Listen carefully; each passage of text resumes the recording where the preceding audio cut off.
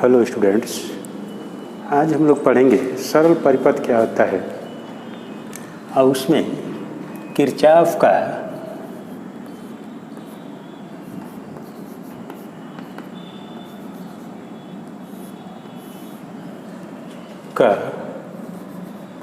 वैद्युत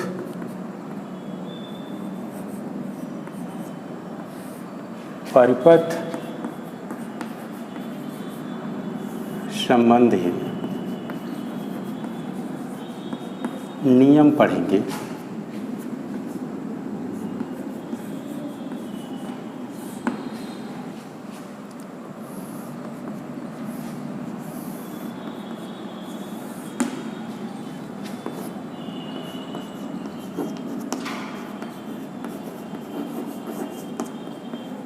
Kirchhoff's laws related to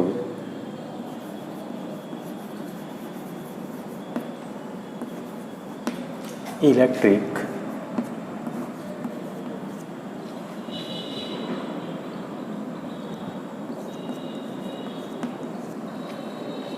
circuit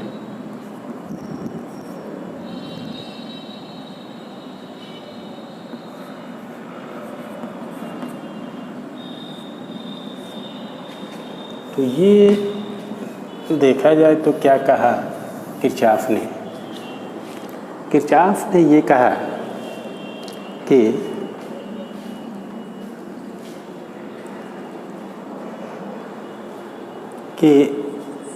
जटिल परिपथों के हल करने के लिए जटिल जो परिपथ था, जटिल परिपथ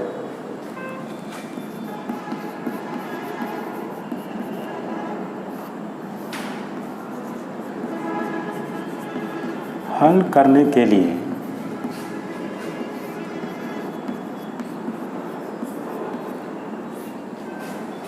कुछ निम्न दो नियम दिए।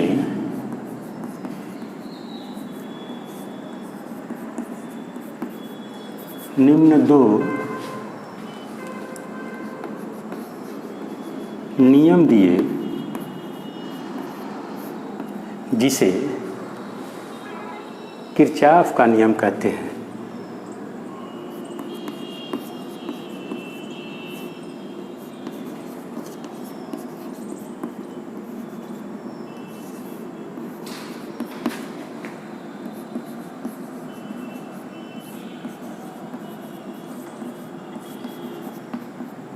पहला नियम यह है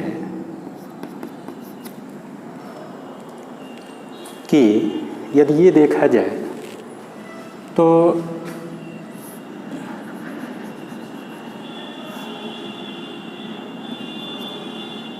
ये I1 है,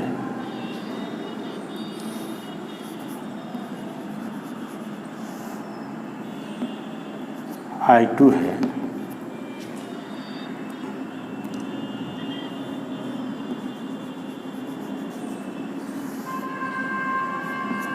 I3 है,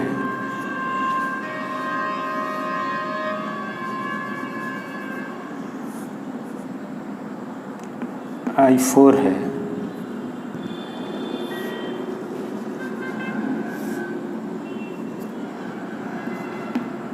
I5 है। तो ये देख रहे हैं, इसके लिए जो पहला नियम है, प्रथम नियम, वो ये कहता है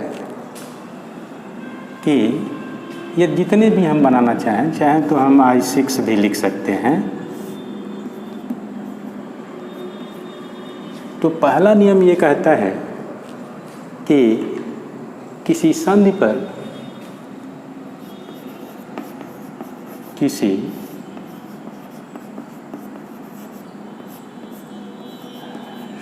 पर धाराओं का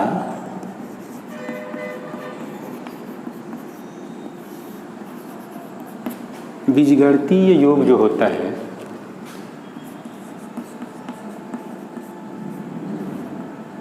बीजगणित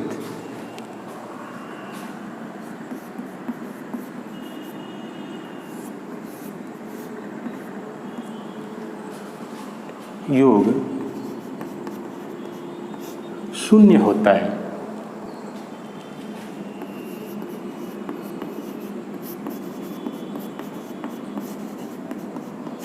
शून्य होता है तो शून्य देखें तो यहाँ हम चित्र से देख सकते हैं कि किसी संधि पर धाराओं का बीजगणितीय योग शून्य होता है तो हम लिख सकते हैं कि समेशन आई इक्वल टू 0। क्या कह रहा है? बीजगणितीय योग शून्य होता है तो समेशन आई इक्वल टू 0। अब इस नियम में संधि की ओर इस नियम में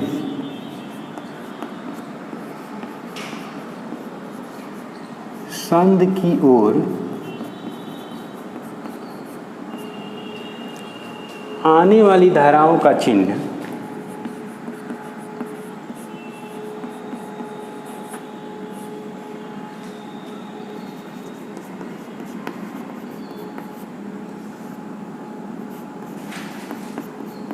जो चिन्ह होता है वो धनात्मक रखा जाता है। चिन्ह धनात्मक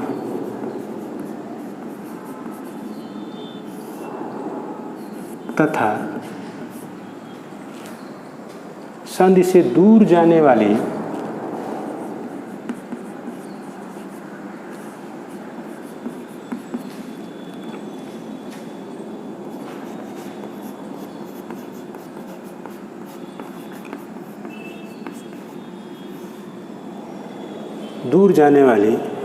धाराओं का चिन्ह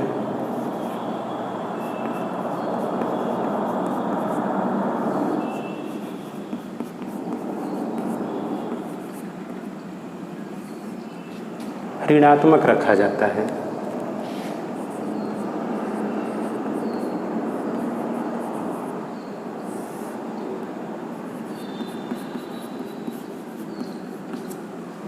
तो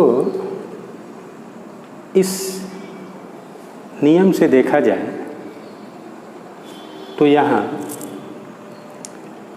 यदि ये मान रखें तो क्या होगा? ये रखें तो जो आ रही हैं तो ये हो गया I1 plus I2 plus I3, I4 दूर जा रहा है, I5 भी दूर जा रहा है यानी कि बाहर की तरफ, तो ये हो गया minus I4 minus I5 minus I6 बराबर 0। तो इसको ऐसे भी लिख सकते हैं कि I1 plus I2 plus I3 बराबर I4 plus I5 plus I6। यहाँ से भी एक हम देख रहे हैं, लिख सकते हैं कि संधि की ओर आने वाली धाराओं का योग संधि से दूर जाने वाले धाराओं के योग के बराबर होता है और यह नियम आवेश संरक्षण के सिद्धांत पर आधारित है। ये देख रहे हैं कि जो संधि पर मिल रही हैं, आ रही हैं, उनका सभी धाराओं का योग बराबर है संधि से दूर जाने वाले सभी धाराओं के योग के बराबर है और इसे हम आवेश संरक्षण के सिद्धांत पर आधारित है से जाना जाता है।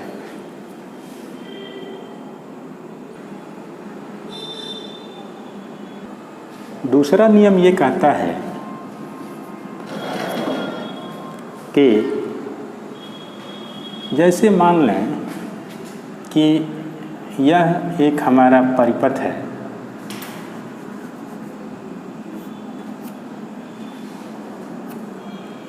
यह एक हमारा परिपथ है और वह यह इस प्रकार जुड़ा है। इसकी संरचना ऐसे है, यहाँ एक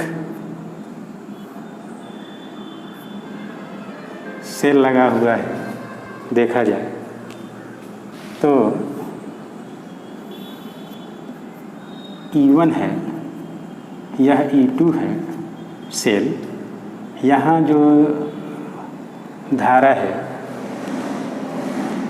इसकी दिशा क्या होगी, इधर से I1 है, R1 प्रतिरोध है, धारा I2 है और R2 प्रतिरोध है।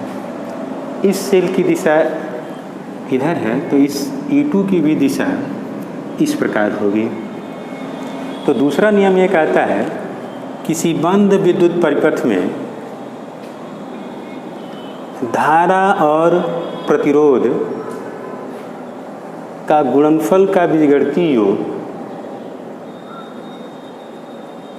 परिपथ में उपस्थित विद्युत वाहक बल के बीजगणितीय योग के बराबर होता है। तो इसको हम ऐसे लिख सकते हैं, लिखना चाहें सिग्मा I इंटू आर बराबर सिग्मा E। अब क्या लिखेंगे, यानी कि किसी बंद परिपथ में, किसी बंद परिपथ में प्रतिरोध तथा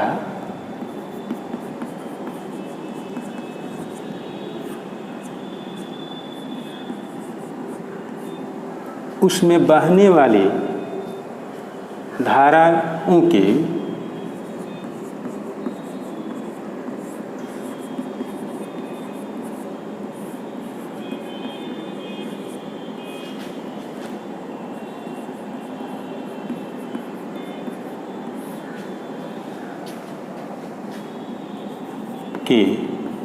बीजगणितीय योग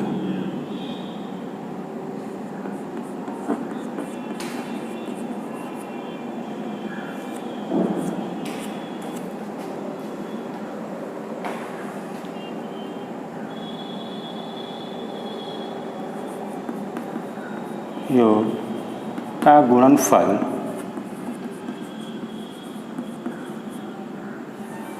बीजगणितीय योग का गुणनफल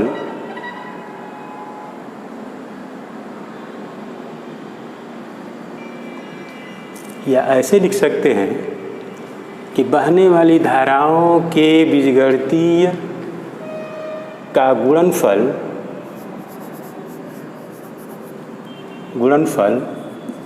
के योग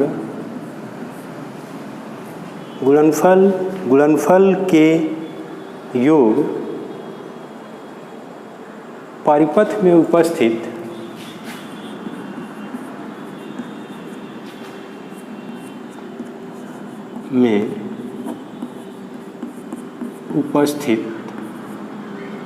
जो सेल का विद्युतवाहक बल है, विद्युतवाहक बलों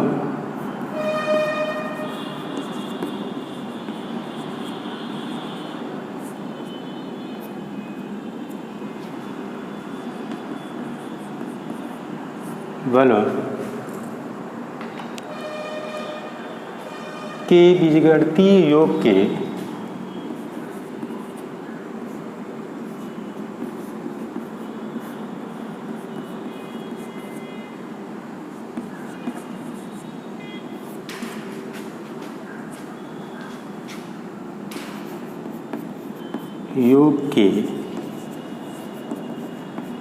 बराबर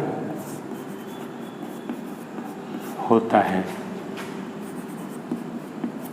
तो सिग्मा I इंटू आर बराबर सिग्मा E। इस नियम के अनुपालन में ये ध्यान दिया जाता है, कैसे हम ज्ञात करते हैं, तो इस नियम के अनुपालन में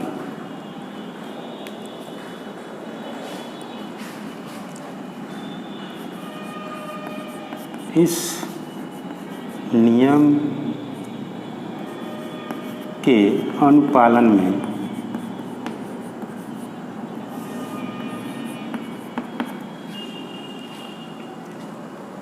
चिन्ह की जो परिपाटी होती है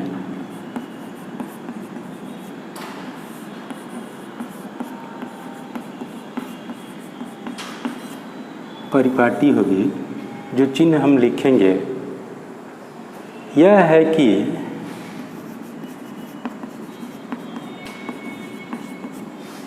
जिस तरफ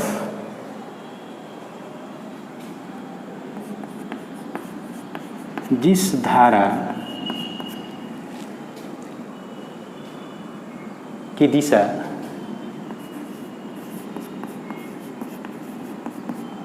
हमारे गति के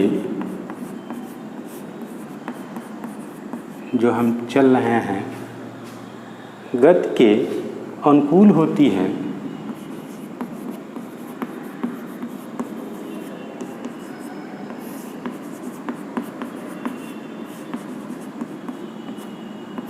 गति के अनुकूल होती है, उसका चिन्ह धनात्मक होता है। उसका चिन्ह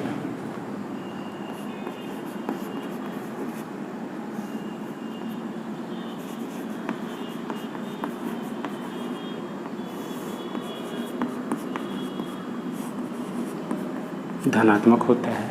और गति के अंतर्गत जब हम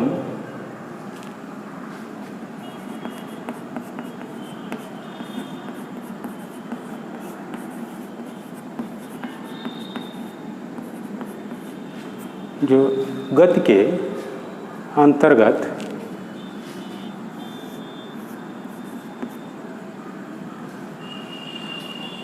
कह रहे हैं कि उसका चिन्ह धनात्मक होता है, और गति के अंतर्गत जब हम सेल के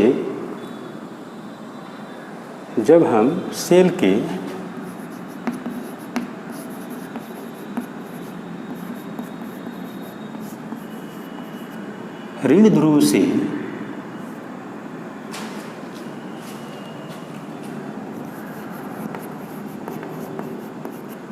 धन ध्रुव की ओर, ऋण से धन ध्रुव की ओर चलते हैं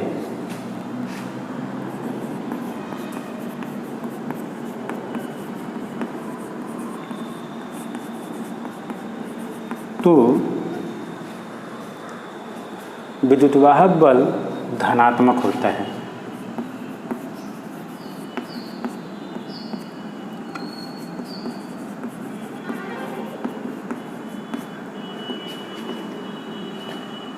विद्युतवाहक बल धनात्मक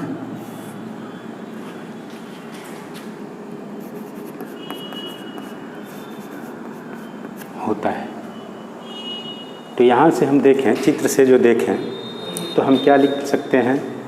लिखे हैं कि इस नियम के अनुपालन में चिन्ह की परिपाटी यह है कि जिस धारा की दिशा हमारे गति के अनुकूल होती है उसका चिन्ह धनात्मक होता है। तो जब हम देख रहे हैं गति के अनुकूल है तो I1 R1, तो लिख सकते हैं चित्र से I1 R1। अब क्या है, ये देख रहे हैं कि अब इसके विपरीत ये है। तो जब विपरीत है, यदि हम इधर से चल रहे हैं तो इसकी दिशा क्या है? विपरीत है। तो ये हो गया माइनस I2 R2 बराबर, अब इधर से हम चल रहे हैं तो E1 हो गया, तो ये हो गया E1 माइनस ये विपरीत होगा तो ये हो गया E2। ये हमारा फार्मूला हो गया। और जब ये फार्मूला हो गया तो यह ऊर्जा के संरक्षण को व्यक्त कर रहा है और इसे वोल्टता का नियम, किरचॉफ का वोल्टता का नियम भी कहते हैं। किरचॉफ का वोल्टता का नियम भी कहा जाता है।